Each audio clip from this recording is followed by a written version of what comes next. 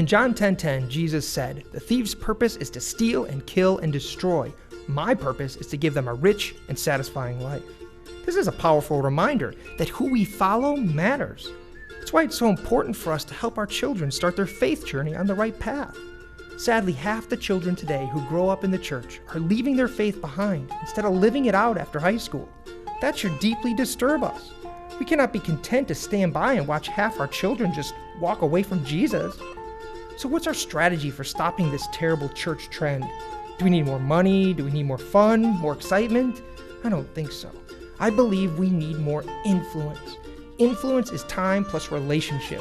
The stronger your relationship is with someone and the more time you spend with them determines the amount of influence you have. Let's find out who has influence over our children so we can better understand how to help our kids develop a strong faith they are living instead of leaving. The number one influence in a child's life is by far their parents. Our children spend 3,000 hours a year at home with their family. Children spend 1,260 hours a year at school. Most children today spend 1,095 hours every year interacting with media. And children spend 416 hours a year with their friends. Finally, children spend about 40 hours a year at church. So, should the church be surprised when their message of faith gets rejected by half the kids? The problem isn't the message or even how the message gets delivered. The problem is the church has a shortage of time, and therefore we have very little influence. But what if our children's ministry strategically partnered with the home? What if we worked together to maximize our time and relationships?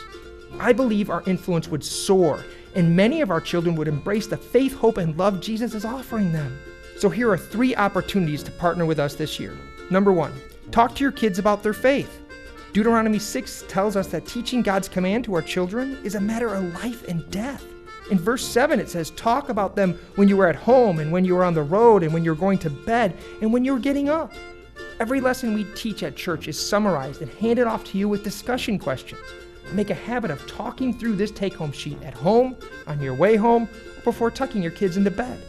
And number 2, talk to your kids about your faith. The truth is, your faith impacts your child's faith more than anything else. We simply cannot pass along to our kids something we don't possess. This doesn't mean we need to be perfect, just real. And number 3, serve in your kids' church classroom. Before you dismiss this idea, let me explain to you why this simple step of faith is so powerful.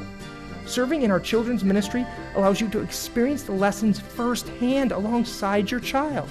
This shared experience can naturally be discussed throughout the week. You'll also serve alongside other adult volunteers and children, which allow you to build strong, positive relationships for your family. And when your children see you step out of your comfort zone and serve God, they see faith in action. You will experience God in a new way, and your faith will grow. As your children grow, they may begin to serve too. Research shows that teens that serve in children's ministry are much more likely to have a faith that sticks after high school. The bottom line is, our children desperately need a faith that lasts. Our church needs to magnify the message of faith by combining our influence with parents. So, will you take a step of faith this year and partner with us for the sake of our kids before they just walk away?